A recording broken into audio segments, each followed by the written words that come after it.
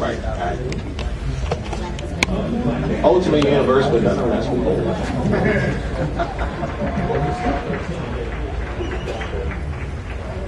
You still have a comment? Oh, yeah, I'm sorry. I kind of agree where you said something earlier about capitalism, but I think it's also the economy overselling. Who's buying the comic books, and are they those characters where more than just the black community is buying the books, but everybody has to invest in it? Like, you'll never have to read through Batman. There's certain things you have to keep different characters for the fans to keep coming back. Right. I mean, we're gone from the milestone days. Right. And if you can break out half of those characters who were so fully fleshed out, not because they were black characters, Hispanic characters, because you had so many different variations of them. You didn't have a character, and I think that's what we forget about comics, that you have so many different variations of white characters, but you automatically have that black character. You have to be everything to everybody. Right. So I think it's more so putting more people in different roles, just having the terrific comic book and saying that acting is not an example of a black character.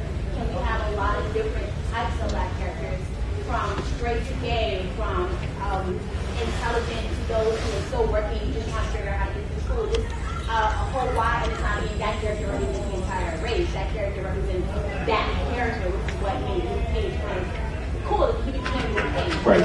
That black character that was for the 70s. Right. Luke Cage. Right. Yeah, but the other thing, Kim, we had more than one black person as a king.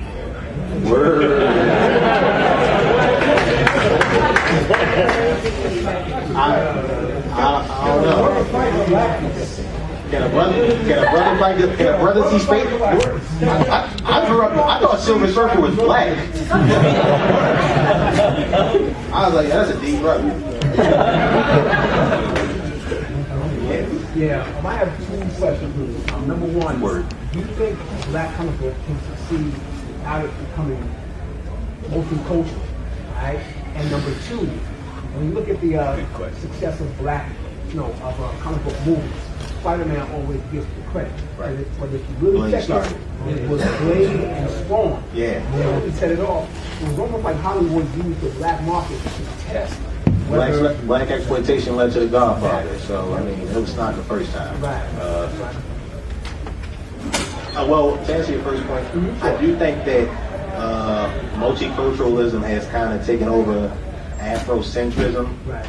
So to have something that is, you couldn't have like a team full of Black Panthers running around as a Black Ops team. There couldn't be a Black Panther team that was like the Uncanny X-Force going out there and assassinating people, because that should be scary. You know what I'm saying? But like Dr. Doom, he'd be gone. It'd be a rat. It'd be a real, it'd be like 5 years. The Marvel Universe could be cleaned up.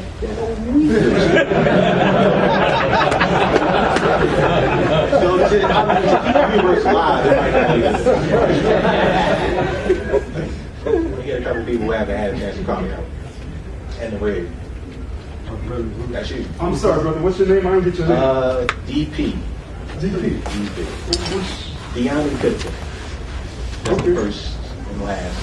DP works for now. I appreciate you having this venue. Thank you. Thank y'all for coming out. I appreciate it.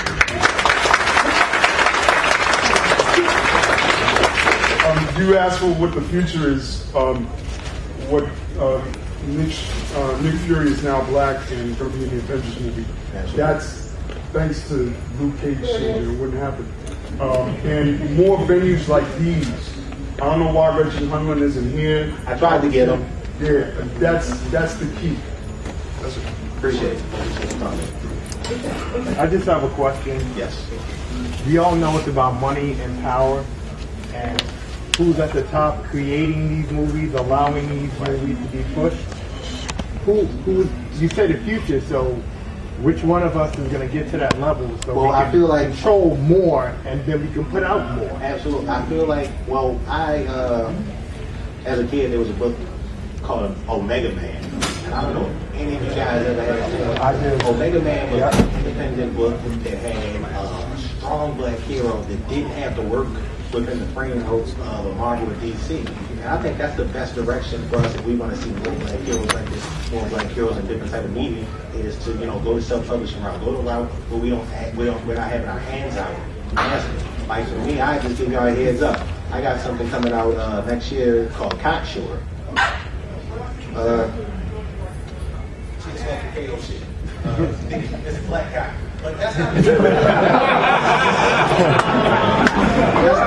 that's not the point. The point is that what I had to do was I had to figure out a way to put a black hero in a perspective that I thought was easily digestible. So what I did, I said, let me go anthropomorphic. Let me get me some animals. Let me figure out a way to have me a black rooster who's one of the baddest dudes going. Because if I had this character and he was just, Joe from the block, it's a different situation than if it's but the core of his experience, the core of his background, the core of his character could be something that's easily relatable to someone who, if they looked at it, could say, that's still a black dude, just like we all know the Panther. Black guy.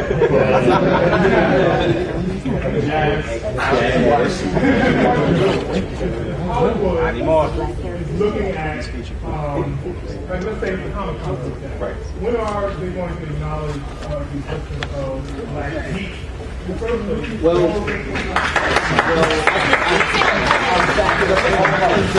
I think that starts with us having open and honest debates like this and making sure that our voices are heard outside of these, safe confines, if you will. Like every time you walk out, you're a representation of yourself, and for better or worse, you're a representation of, people who look like you.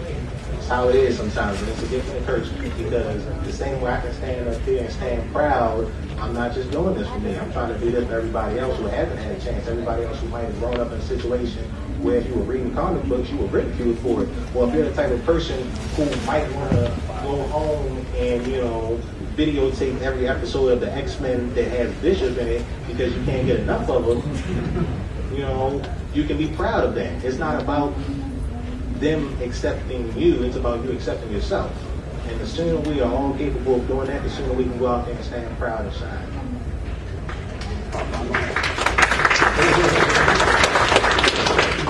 It's blue first in you. I just wanted to make a comment. The greatest super team ever, which is the Justice Society of America, currently has 4 black members. It does. My question is, what do you feel about black villains? I feel like we should have more of them. I do. I feel like if you guys check this and that actually ends up happening, you give credit to my younger brother. I feel like Steel should be one of Superman's biggest nemesis. Make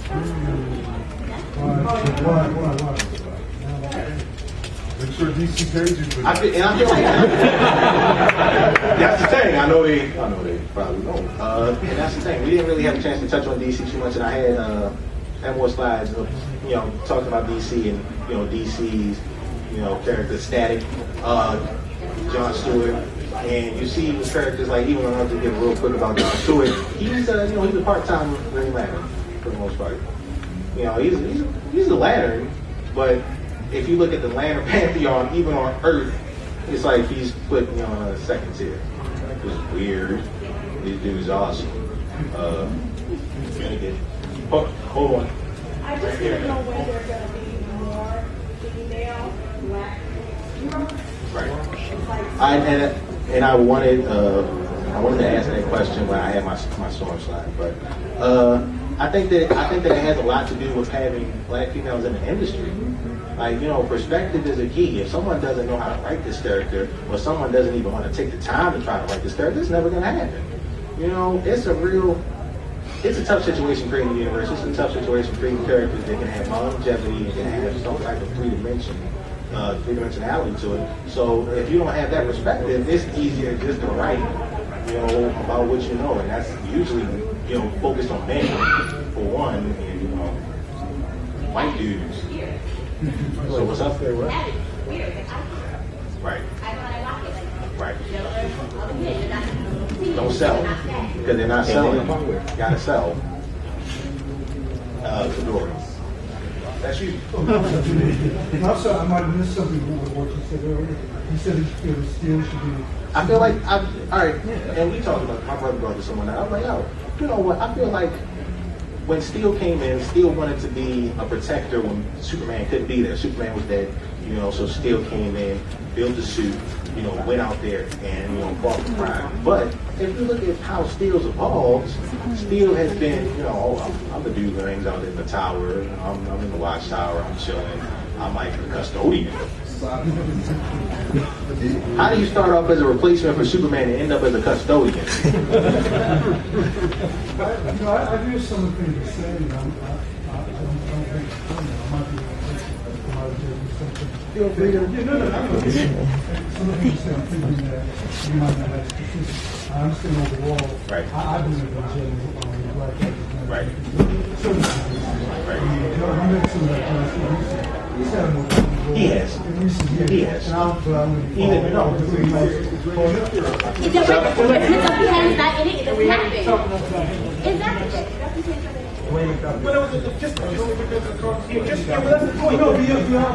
Beyond that, but I still think he doesn't get enough respect. I don't. I mean, I see like action figure lines where he's just not included. It's just great stuff. Right, because when they did the 52, they still shared him with Guy Gardner, instead of giving him his own book. But Guy Gardner was And Guy Gardner ain't no Hal Jordan, so he shouldn't be. No, the point I was trying to make is that I think that if you look at the specifics within certain storylines, I think somebody's each Right.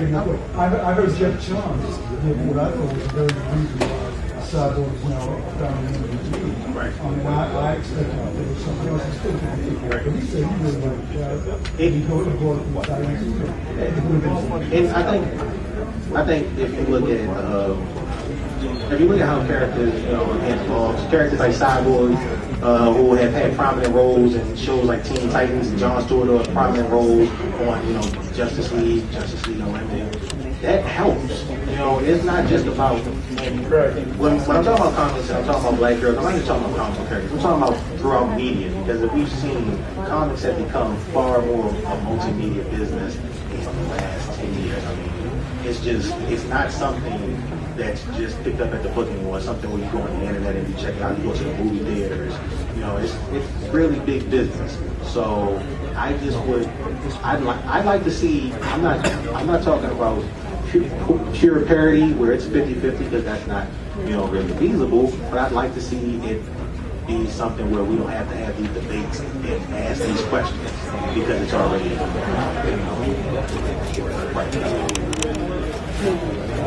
I agree with you that John Stewart What's cool though about his inclusion in the Justice League animated series is that it's a whole generation of kids growing up who fought when they see a white Green Lantern. Word. I brought a Hal Jordan action figure home for my kids. They're like, what is it? I don't know. They only know John. The same thing with Aqualad. Aqualad is another character. I saw a picture of the original Aqualad and no clue who you were. And going with that, there's been like talk on the internet that people brought up Green Lantern as being back in the playground. There was thinking, wasn't Green Lantern John Stewart? People were thinking Green Lantern was black. Right. When the movie came out, and also going with that, certain characters like Robin, he's here, I think in yesterday's episode of Young Justice. I find it too.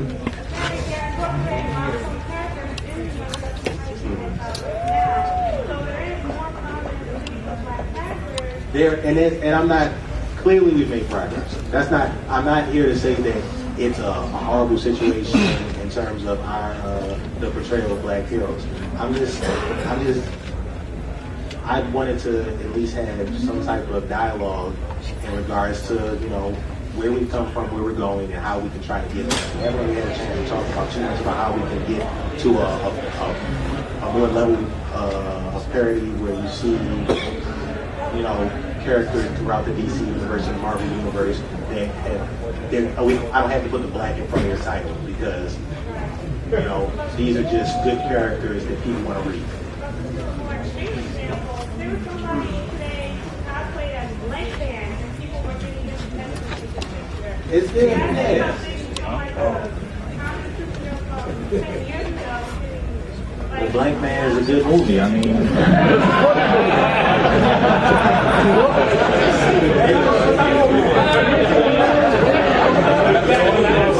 Blank Man was a good movie. It was. Media Man was a good movie. Yeah. You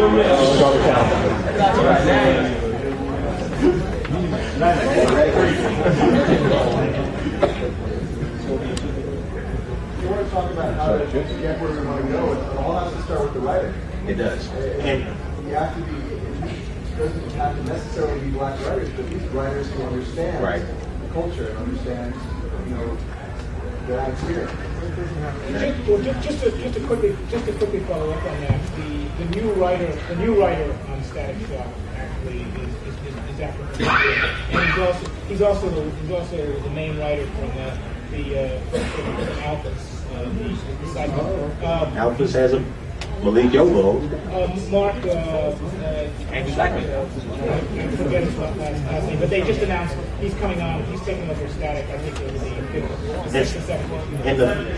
And the fact that Static went from being a television character to being introduced within the main continuity is, I mean, even for that. But progress is being made. That's the main thing. I don't want to act like progress hasn't been made and progress isn't continuing to be made. I want more. So.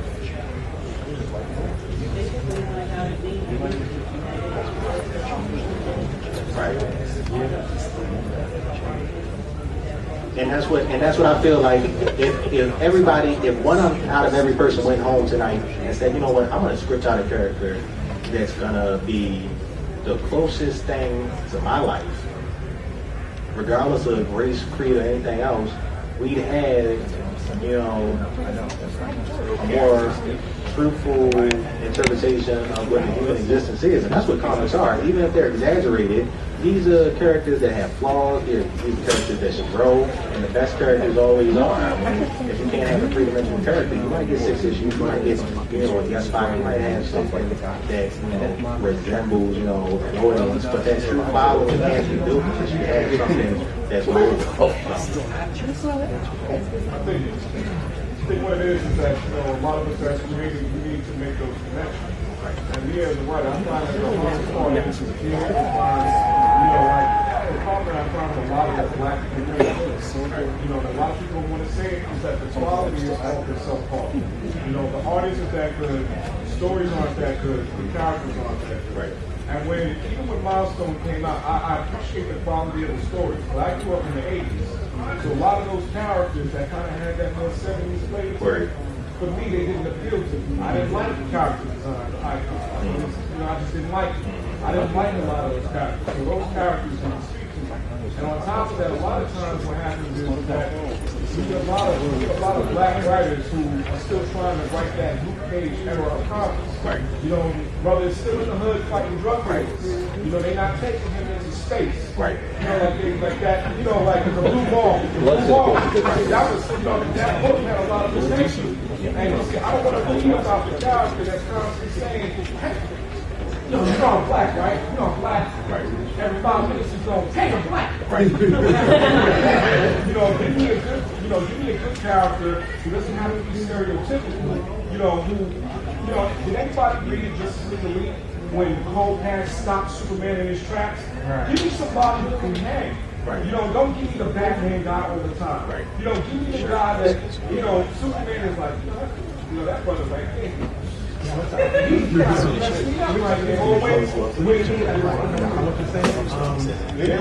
couple of years ago, a friend of mine wrote he wrote a John Stewart miniseries, and miniseries, 3 issues of it were drawn, and it got killed because he started out in Metropolis and he trying to uncover a conspiracy and he took him into space.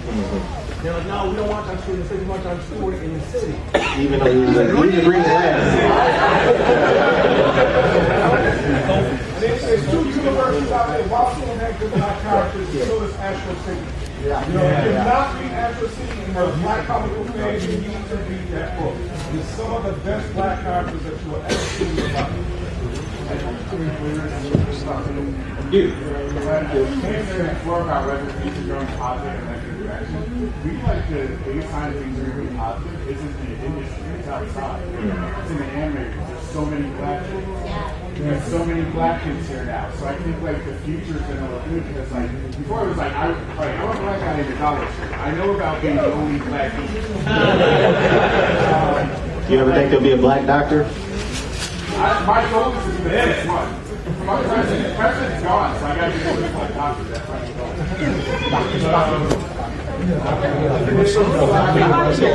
But corporations only do that. That's what I'm saying. I mean, we have no way. So I'm here. Look, I'm 51. I'm here. I'm that's my son over there. But my point is that you exist and you're here and you're doing stuff and you buying your ticket and you buying the book, then we should be recognized. And just a quick economic, breakdown on how I think disposable income is looked at as disposable for a reason because they don't expect it. That's the only thing. You can't just when you purchase something, you have to be willing to look at it as an investment, even if it's as simple as a coffee. If it's something that you care about, you need to go out and buy it an issue. You need to tell somebody else to buy an issue, and you need to make sure that they grow. Just like Ashton was saying, my brother was so passionate about that. If you're in this room and you haven't picked that up, you probably will feel the need or want to pick that up. And that's what we have to be willing to do. We have to be willing to share knowledge that we can all use because, without knowledge you really can't grow. I think I'm being told the time's up. Again, I just want to appreciate everybody for coming out.